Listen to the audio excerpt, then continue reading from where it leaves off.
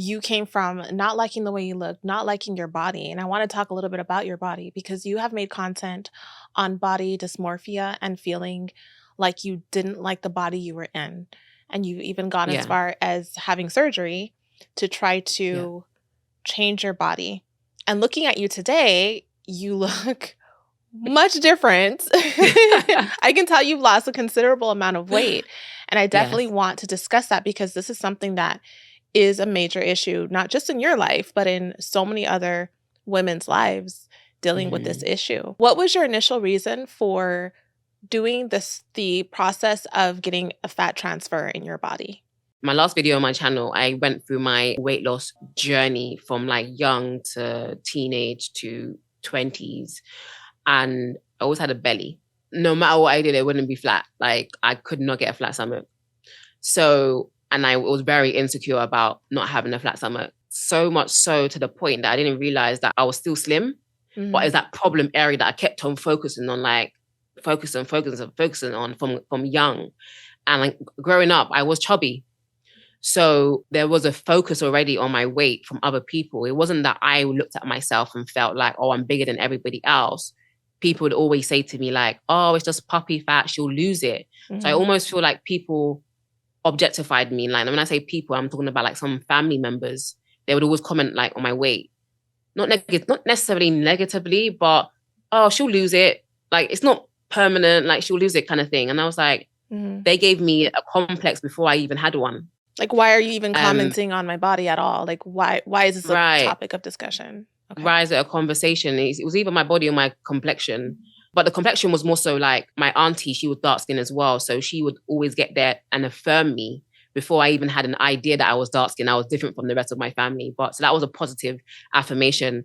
But going back to like my body, I just never felt like I was slim enough, even when I was slim looking back. So 2018, I thought, okay, I've got the money now. The reason why I didn't do the surgery before was I didn't have the money. So I thought, okay, let me do a fat transfer because at the time that was the new thing. I was going to do liposuction, just like do the belly. But I thought, why waste the fat? Let me put it in my butt. So I kind of had like a small BBL fat transfer in 2018. And that was an interesting journey because after the surgery, my stomach still wasn't flat. I still wasn't happy. So after that, I decided to work out like naturally in the gym. Never got to my goal, but I was okay with it. Like I stopped thinking about it until I gained weight during lockdown, and I gained like 5 stone, which is like, I don't know, maybe 100 pounds. I don't know what 5 stone is, but probably like 100 pounds. Why did you gain a considerable amount of weight? Like that? I was in a relationship. I was in a relationship. I was eating a lot. Okay. I was cooking, trying new recipes. I was in love, happy weight. And I didn't realize that it was piling on, to be honest. I didn't realize how big I was getting until I actually weighed myself. And that's when I got the shock of my life. And I think that was probably the most difficult size to be because it didn't feel like it was me. I didn't feel like myself. And being a public figure, how I look has always been very important to me. And so as much as I was confident and I would still show up, there was not a time that I would say, I'm not filming because I've gained weight. I was always confident. That's why a lot of people will say, oh, why did you do your weight loss surgery? Because you looked good. But it's because I never let it stop me from doing what I need to do. But at the same time, when I'm by myself and I'm looking in the mirror, I'm like, this is not me. This is not how I want to look. This is embarrassing. To me, the weight gain was embarrassing because it showed my lack of discipline. You know, it showed how far I was, how I allowed myself to get. That's really difficult. And I know this because I know other women who deal with this. And one thing that I have noticed in particular with the ones that I know personally is that these women have frames that are naturally a little bit larger. So they're more prone to gaining weight that, to be honest, really fits their frame. But because of the body dysmorphia and the way that they see themselves, they're constantly chasing. And what I've noticed is that there's a cycle where they're always thinking about their weight. They lose the weight, they gain it back. They lose the weight, and it's like constant. So they're never able to just be at peace with the way that they look. Even if you tell them they look good, in their mind, they're like, yeah, well, I still have a few more pounds to lose. Or, you know, it just never actually sticks. So for you, when do you think that you will finally say, I look great. Enough is enough. Enough is enough. Like, I look great. Yeah. And in addition to that, do you feel like you've done anything unhealthy to get yourself to this point? Because I've also seen that where they're doing things that are very unhealthy out of desperation to get to a Yeah. certain size. I would say I'm happy now. This is the look Like, that I'm you at want. This is the one this is you the want look to that I keep. want. Yeah, this is the look that I guess I've been trying to achieve my whole life, to be honest. How did you do it? Weight loss surgery. Okay. I had it in January last year. Okay. So that's the reason why I look completely different from like my older videos. But a lot of people don't know me from before that because I wasn't a big girl. I've never been a big girl. It was during that period that I gained the weight. So people seeing me now is like, oh, is everything okay kind of thing. Mhm. But the surgery, I made a video about it on my channel. It wasn't unhealthy. It's probably the most healthiest decision that I made. Okay. When I was larger, I had sciatica, my bones were hurting, my joints were hurting, I couldn't breathe. Like, that was not healthy. So my decision to do this weight loss surgery was for weight control because I never want to get back to that size again. Well, I would definitely say I'm happy with how I look now. And I feel like I'm not obsessed. My weight is one less thing to worry about now. I'm actually very content right now. But how is it that you're going to be able to maintain your weight? So I have a nutritionist and she's obviously like guiding me with what to eat because I had negative eating habits before. That's also the reason why I was able to gain so much weight. Okay. I wouldn't say I was a big comfort eater, but comfort eating was definitely part of my lifestyle. And so much of what we do is built around food that I didn't actually realize that I was, sometimes eating my feelings. But I'm definitely able to maintain the weight by what I'm choosing to put into my body and eating more healthier. Well, that's good all around in a sense. It's important. Yeah. I think a lot of times we overlook food, and food is this topic where it's just like this joke where we don't take food seriously enough. A lot of us, when we get a plate, we just eat it. We have no plans for, okay, I think I'm feeling a little bit full. Let me stop. And it's important to monitor how much you eat regardless. And that's basically what I have inside because 85% of my stomach has been cut away.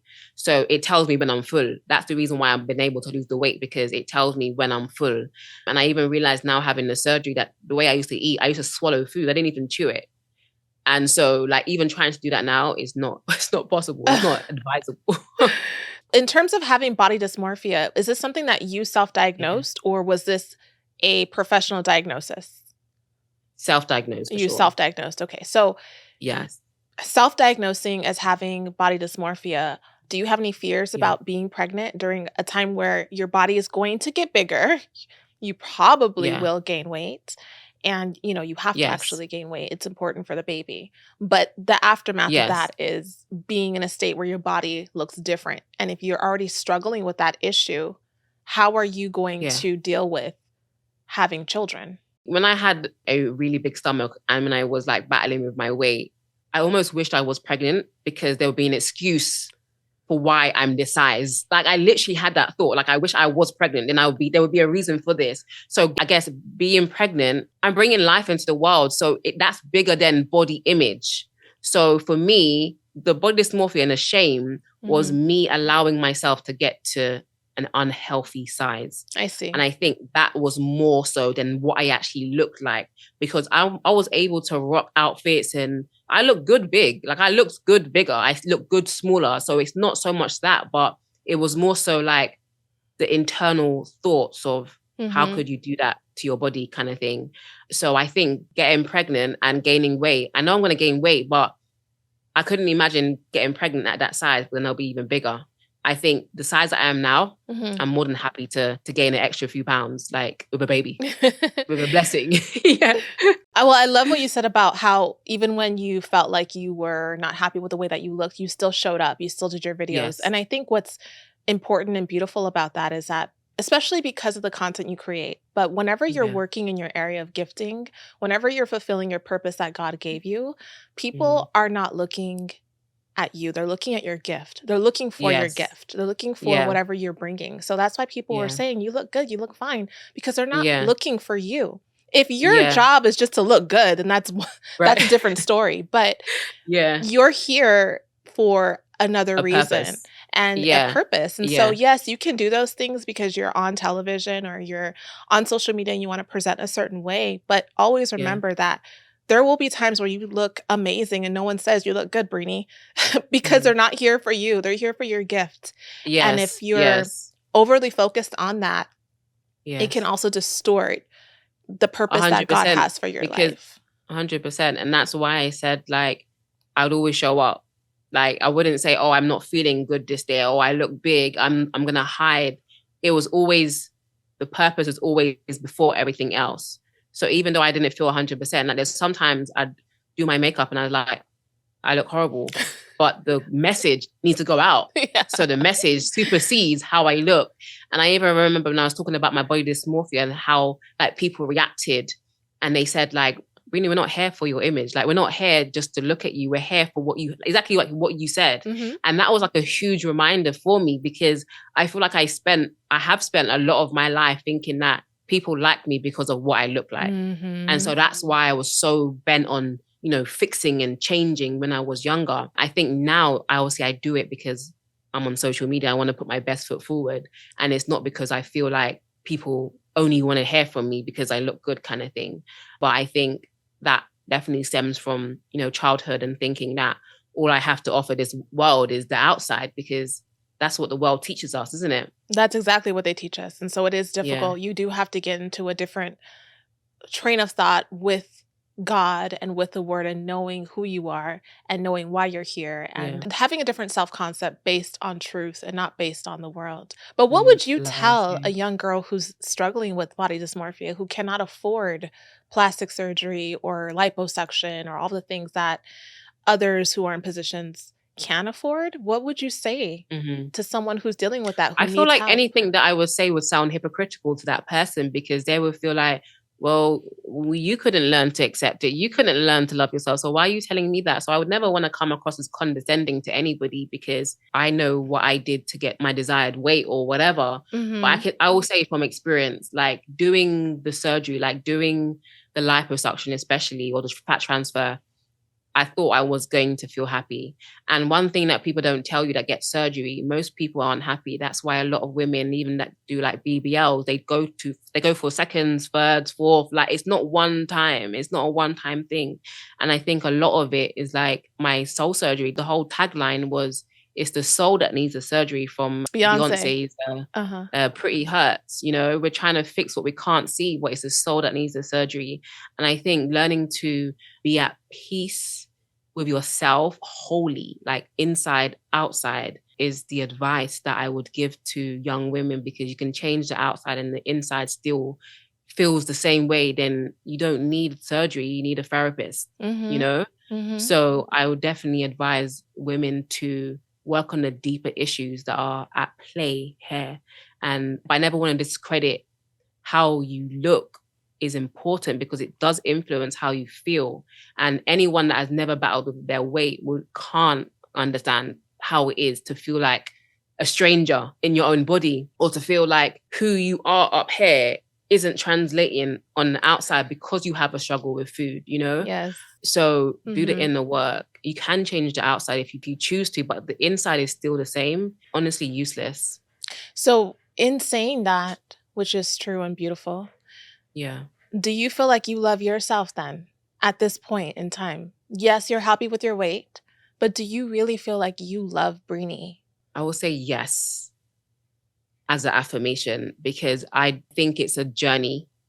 And I can sit here and be like, yeah, I love everything. Like, I'm so evolved. Like, I've been on this self-love job journey and I'm arrived. I don't think anyone really arrives. I think it's a constant reminder to put your value in God and how he sees you, and not in the things that the world teaches you or the world influences your value. Because for women, our value does come from our appearance so much so that you can forget that that's not where God sees value. That's not where other people see value. And it's kind of like this lie between a lie and a truth that we're constantly battling. Mhm. So I'm a public figure. I have to be online. I have to be present.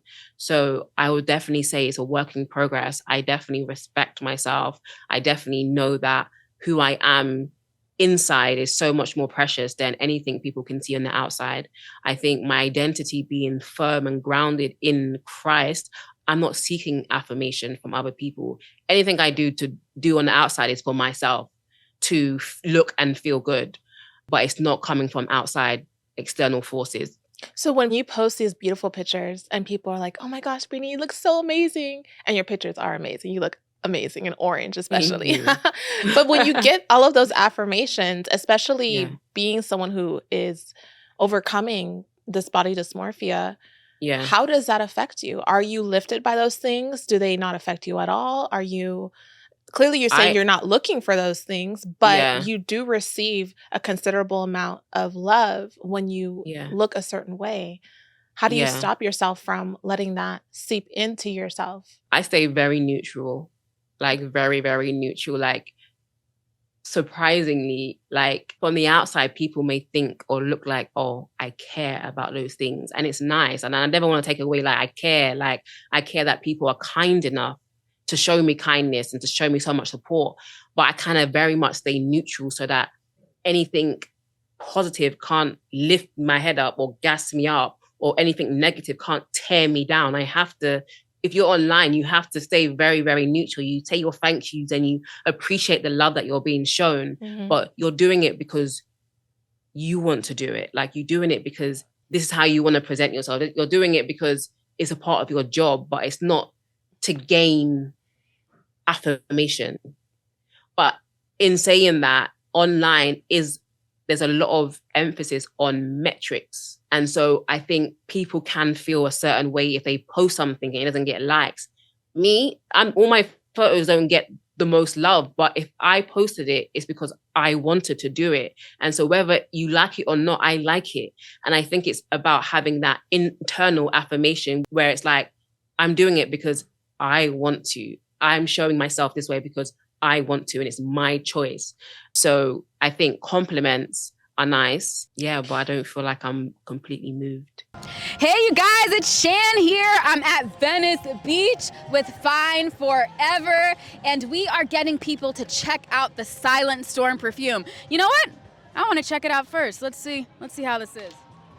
Ooh, it smells so good. I'm so excited. I think people are going to love it.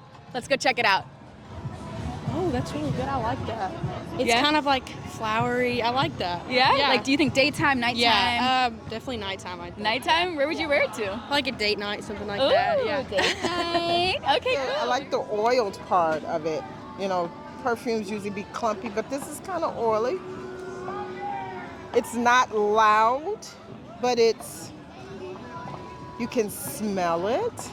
You can wear it to work because, you know, some offices don't overpower, and I work around people, so Yeah. it's not overpowering, but it's really nice to be like, oh, she smells good, and it's not Dove soap or, you know, but it smells good. I'm Yeah? honest. It Yeah. smells good. What about you? Flowery. Yes. Yeah. Flowery, sweet, I awesome. love the package. It's You a love really it? good package. What's Yeah? the name Thanks. of it? Ooh. Silent Storm. Oh wow, I like that. Where would you wear it? I say date night. Date night. But I also think like to work, like during the normal day. Yeah. Would you like one? Yes, sure. Woo! Thank you. You're welcome. Thank you. Thank you so much, y'all. Have a great day. I will definitely put it on my Instagram. Hey.